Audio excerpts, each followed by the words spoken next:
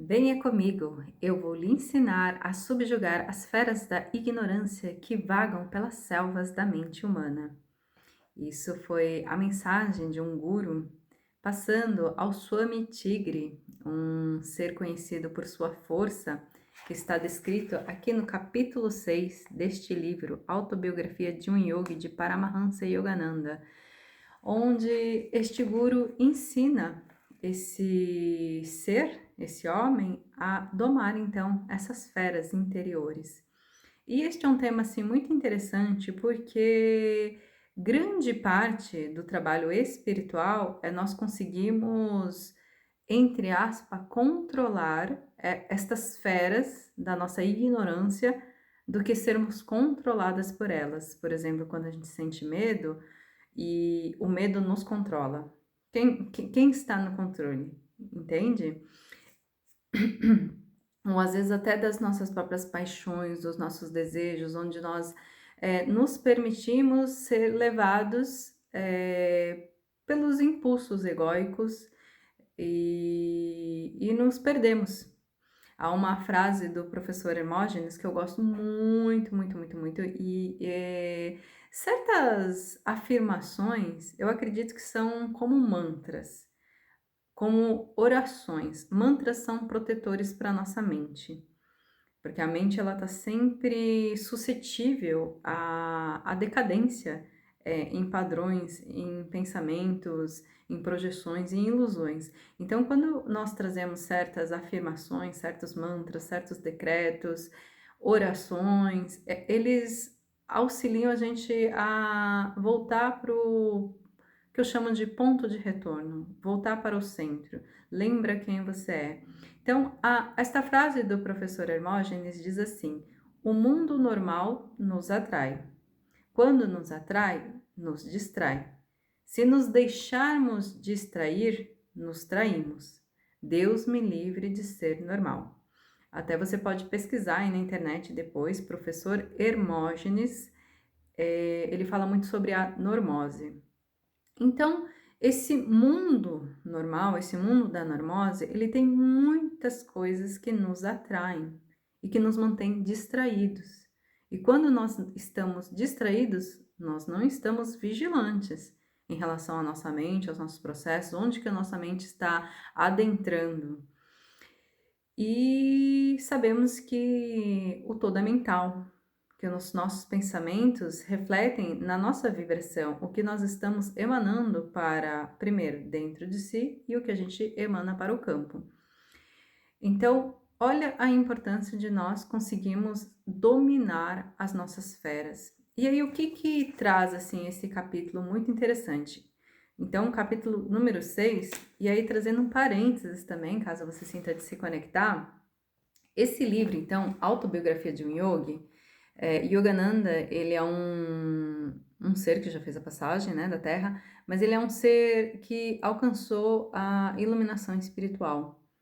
E, inclusive, a passagem dele foi através de um Maha Samadhi. Maha é grande, Samadhi é a iluminação. Então, ele fez a passagem deste plano para o outro plano de forma consciente. E, geralmente, nos livros dele, podem ser livros assim, podem ser livros menores, conta a história. E é bem interessante saber, sabe?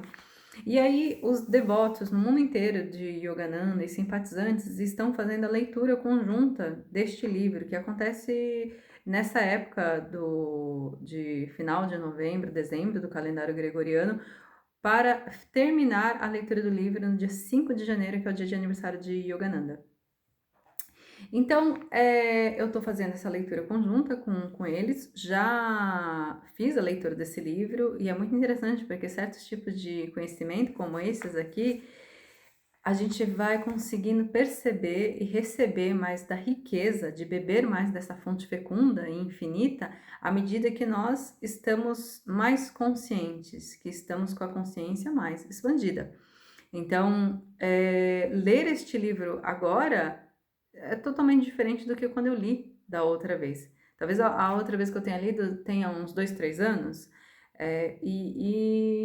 enfim, o mesmo ensinamento, eu falo a mesma coisa quando eu vou fazer trabalho diário do mestre, né? Mestre Irineu. Toda vez que eu faço o Inário do Mestre, os mesmos hinos trazem ensinamentos riquíssimos e diferentes.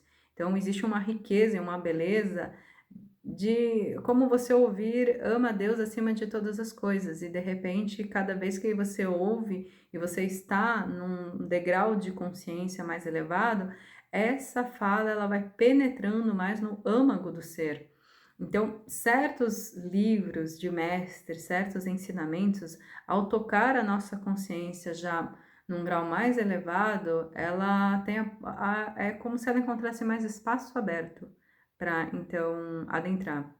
E grande parte do intuito de vídeos que eu estou trazendo aqui no canal tem esse viés de buscar verdades universais, verdades imortais e trazer aqui, porque mesmo que daqui 100 anos, daqui 200 anos eu nem mais vou estar aqui, né, neste plano, que ele possa reverberar aí em aspirantes, em buscadores espirituais, pessoas que estão buscando serem melhores, né?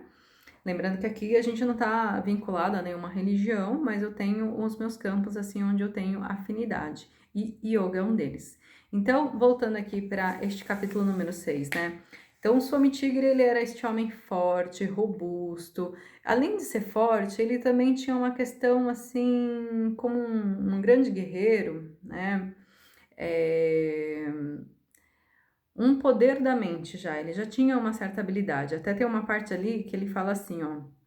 Alguns homens possuem força física igual à minha. Falta-lhes, no entanto, a fria segurança. Os que têm o corpo robusto, mas a mente débil, podem desmaiar à simples visão de um animal feroz saltando livremente na floresta. O tigre, em sua ferocidade e habitat naturais, é muito diferente dos animais de circos alimentados com ópio.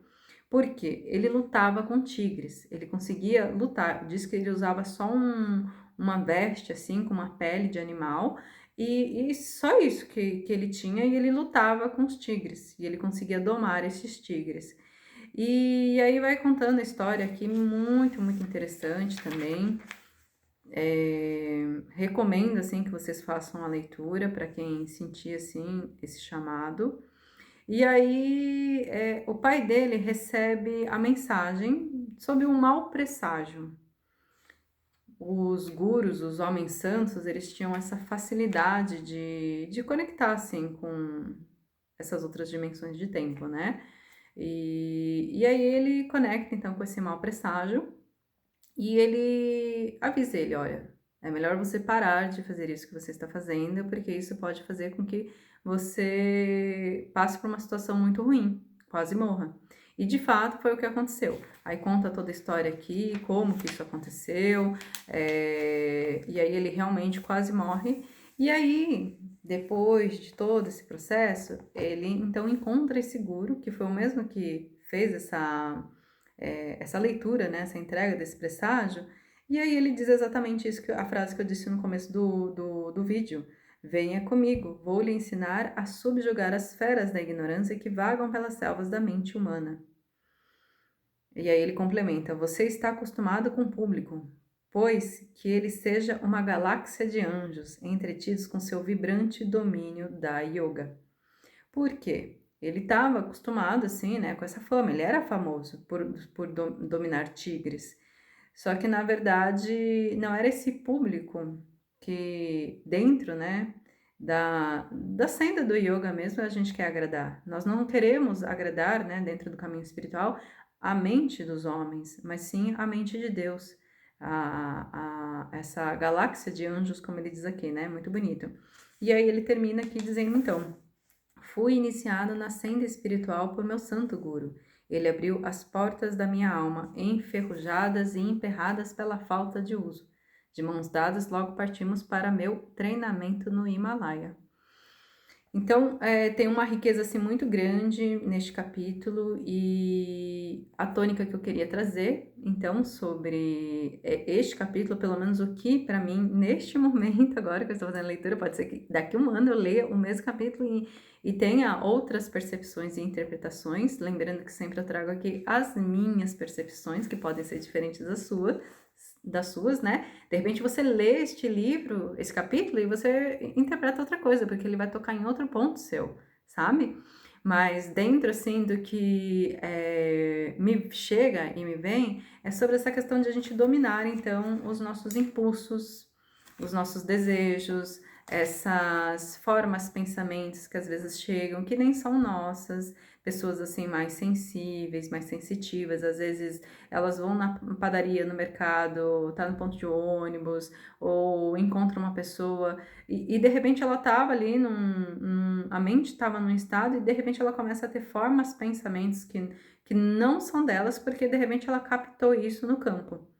Você pode até fazer um teste de autoobservação, de realmente você se perceber, sabe? Com mais presença, como eu estou me sentindo, quais tipos de pensamentos eu estou tendo. E aí, de repente, você foi num lugar ali e você começa, ou interagiu com alguma pessoa, algumas pessoas, e aquilo mudou a frequência do seu pensamento. Claro que se você vai trabalhar, você trabalha em algum lugar fixo, né?